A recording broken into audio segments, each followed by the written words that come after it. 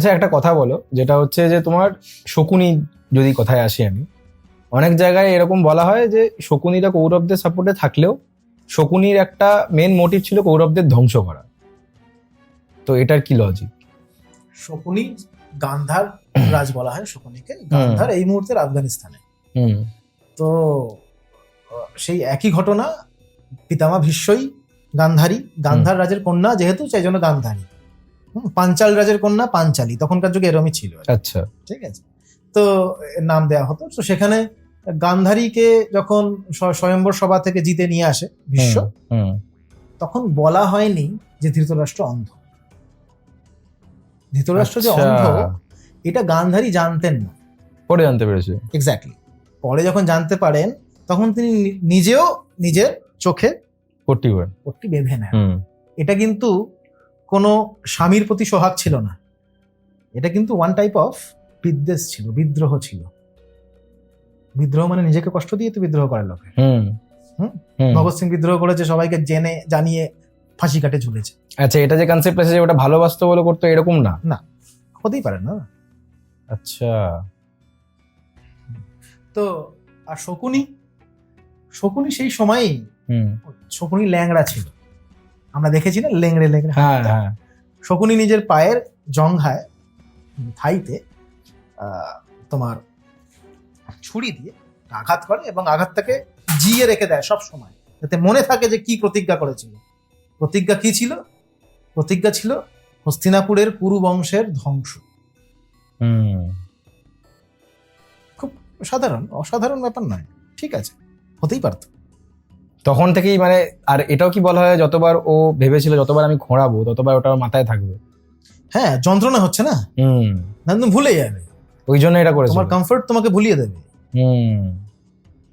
তো এইটাই ছিল শকুনির মেন মোটিভ, কৌরবদের ধ্বংস করে দেওয়ার। একদম। তো জানা সত্ত্বেও ইচ্ছা করে এই পাণ্ডবদের এগেনস্টে লড়াইটা লড়েছিল, জানতো যে ও আগে থেকেই বুঝতে পেরেছিল যে কৃষ্ণ যার দলে সে কোনদিন হারবে না। ধ্বংস কখন হবে? ধ্বংস তখন হয় যখন বিপরীত ধর্মী দুটো শক্তি সমানভাবে শক্তিশালী হয়। ঠিক, একজনের কাছে 2জন লোক আর একজনের কাছে 2000 লোক, ওটাকে ধ্বংস বলে না। হবে কি করে ধ্বংস? 200-200তে লড়বে, তবে তো 200 জনই মরবে, হয়তো 4-5 জন বাঁচবে। একদিকে যেরকম শ্রীকৃষ্ণ আছে, অন্যদিকে তো শকুনিও ছিল। ও আর এক কূটনীতিবিদ। অবভিয়াসলি সেনাপতি ছিলেন পিতামা ভীষ্ম, আলাদা। ভীষ্ম কখনো কূটনীতি খেলেননি, কারণ ভীষ্ম জানতেন দুদিকেই আমার লস। সেটাই, সবই নিজের লোক। হ্যাঁ, ভীষ্ম নিজের প্রতিজ্ঞা শুধু পালন করেছেন। ভীষ্ম লড়ার জন্য লড়েন, প্রতিজ্ঞা পালন করেছেন শুধুমাত্র, আর কিছু। আচ্ছা একটা কথা বলো, মহাভারতের যে মেন যে আক্রোশটা শুরু হলো, ওটা ওই পাশা খেলার পরে দ্রৌপদীকে যে বেট লাগানো হয়েছিল, তারপরে দ্রৌপদীর বস্ত্রহরণ হয়েছিল, অনেকে বলে এটার পরেই মেন যুদ্ধটা আর কি শুরু হয়, অ্যাক্সিলারেট হয়েছিল ওটা। হ্যাঁ, তো বেসিক্যালি সেই টাইমের কালচার কিরকম ছিল, যে লাইক দ্রৌপদীর তো 5টা বর ছিল, তো সেই সময় বিবাহ প্রথা কিরকম ছিল? এই সময় কি আমাদের থেকে অনেক বেশি অ্যাডভান্স ছিল মেন্টালিটি দিক থেকে, যদি তুমি বলতে যাও? কারণ কি এখনকার দিনে দেখা যায় না যে কারোর একটা বউয়ের 5টা বর রয়েছে। হ্যাঁ, তখনকার যুগে বিবাহ প্রথা, আমি যতদূর দেখেছি রামায়ণের থেকেও মহাভারত কালের বিবাহ প্রথা অনেক বেশি আপগ্রেডেড ছিল। মানে আমি আপগ্রেডেড এই জন্য বলছি কারণ মন অনেক উন্মুক্ত ছিল।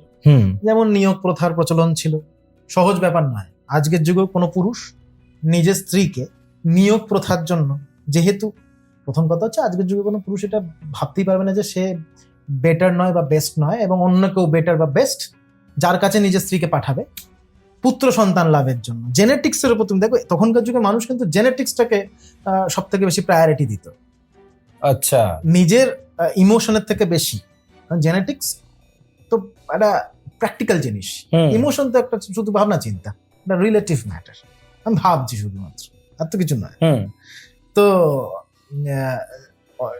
পিতামা ভীষ্ম যখন অম্বিকা এবং অম্বালিকাকে নিয়ে এসেছিলেন, বিচিত্রবীর্যের মৃত্যু, অম্বা তো চলে গেছিলেন, এবং অম্বিকা এবং অম্বালিকা বিচিত্রবীর্যের মৃত্যুর পরে সত্যবতী ভীষ্মকে বলেছিলেন যে তুমি পুত্র সন্তানের জন্ম দাও এই দুজনের থেকে। কিন্তু ভীষ্ম বলেন না, আমি তো আমার প্রতিজ্ঞা থেকে আপনার কাছেই আমি প্রতিজ্ঞা করেছি, আমি ভাঙতে পারবো না। তখন সেই দুজনকে পাঠানো হয় বেদব্যাসের কাছে। যিনি মহাভারত লিখেছিলেন, রাইট? নিয়োগ প্রথা, কারণ উনি ট্যালেন্টেড, ওনার জিন আপগ্রেডেড। নেক্সট যে জেনারেশন, সে রাজা হওয়ার যোগ্যতা প্রাপ্ত হবে, সে জ্ঞানী হবে, সে শারীরিক দিক থেকে সুঠাম হবে। এই জন্য মানে তখনকার যুগে এটা মানে মানে পাণ্ডু মাদ্রিকে বলছেন যে না, তুমি যেতে পারো, নিয়োগ প্রথা খুব স্বাভাবিক এবং হওয়া উচিত। পাণ্ডু তো নিজে ইম্পর্টেন্ট ছিল, সক্ষম ছিল না। ছিল না, এটা সত্যি কথা, ছিল না। এবং সেটা তুমি আজকালকার যুগে যদি কোনো ইম্পর্টেন্ট থাকে কেউ, কিন্তু গল্পে এরকম একটা জিনিস বলা আছে যে কয়েক বছর পঞ্চপাণ্ডব যে ভগবানের দান, এরকম টাইপের ব্যাপার। ভগবান নয়, এটা কি নিয়োগ প্রথারই অংশ? একদম, ওই যে বললাম, অগ্নি থেকে যেমন ইন্দ্র থেকে অর্জুন হয়েছিলেন, তারপরে অগ্নির থেকে বরুণের থেকে, হ্যাঁ, তো এই সবার থেকে পঞ্চপাণ্ডবের জন্ম হয়। তো এবার এই নিয়োগী, এই ইন্দ্র অগ্নি, এগুলো তো ডেজিগনেশন। হ্যাঁ, এগুলো ডেজিগনেশন, তাই ডেজিগনেশন। এটা কোনো দেবতার কথা বলা হচ্ছে না, কেন? এটা রূপক না, দেবতারই কথা বলা হচ্ছে, কিন্তু সেই দেবতারা মানুষ সকলেই। আচ্ছা। আর যেমন ধরো এই মুহূর্তে আমি যদি বলি যে প্রাইম মিনিস্টার নরেন্দ্র মোদী, এবার প্রাইম মিনিস্টার তো একটা ডেজিগনেশন। আজকে নরেন্দ্র মোদী আছেন, কালকে কেউ অন্য কেউ থাকবেন হয়তো, গতকালও অন্য কেউ ছিলেন। ইন্দ্র হচ্ছে সেই জায়গাটা, অনেকজন ইন্দ্রের কথা পাই, আচ্ছা, অনেকজন নারদের কথা পাই। ইন্দ্র একটা ডেজিগনেশন, একদম। ইন্দ্র, বরুণ, এই সমস্তগুলো, নারদ, এই সমস্তগুলো ডেজিগনেশন। আচ্ছা। উপবরহণ নামে আমরা একজন নারদের কথা পাই, যিনি হচ্ছেন গান্ধর্ব, আর্য নন। এসবগুলো ডেজিগনেশনই ছিল, ঠিক আছে? তখনকার যুগে যে বিবাহ প্রথা ইভেন এতটা লিবারেল ছিল যে একজন স্ত্রী অনেকজন মানে বরকেও রাখতে পারতো, স্বামীকে বিয়ে করতে পারতো এবং একসাথে থাকতেও পারতো। এবং তার রেশ, এটাকে প্রুফ করার জন্য বলছি, তার রেশ এখন অব্দি আছে। মানে বর্তমানে দক্ষিণ ভারতের টোডা এবং উত্তর ভারতের খস জাতিদের মধ্যে এই বহুপতিক কালচার এখনো আছে। এরকম ট্রাইবাল জাতি, একদম ট্রাইবাল না, তুমি আগের সংস্কৃতি পাবেই না। সেটাই, এখনকার যুগে তো পাবে না। তুমি ধরো না, এটাও দু ধরনের। যদি একজন স্ত্রী অনেকজন পতির সাথে একই ঘরে বসবাস করে, ভ্রাতৃত্ব বোধের সাথে, সমস্ত যারা স্বামীরা, তারা নিজেদের মধ্যে একটা ভাই গানে, তখন সেটাকে ভ্রাতৃত্বমূলক বহুপতিক সিস্টেম, মানে বিবাহ পদ্ধতি বলে। আর যদি আলাদা আলাদা থাকে, আলাদা আলাদা বাড়িতে আছে, তা সেটাকে বলা হয় অভ্রাতৃত্বমূলক বহুপতিক সিস্টেম। গৌতমী বংশীয় একজন মহিলা, মানে কন্যা, যার নাম হচ্ছে জটিলা, উনি সপ্তঋষিকে বিয়ে করেছিলেন, 7 জন ঋষিকে।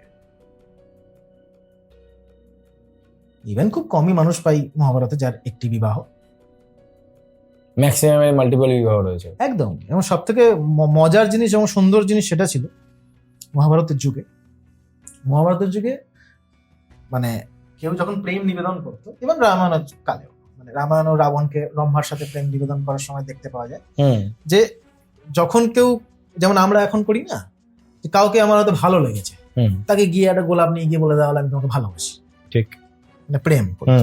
তখনকার যুগে এরকম ছিল না। তুমি যদি কারোর প্রতি আকৃষ্ট হও, সেটাকে প্রেম বলা যেত না, তখন সেটাকে আকর্ষণী বলা হতো এবং সেইভাবে অ্যাক্ট করা হতো।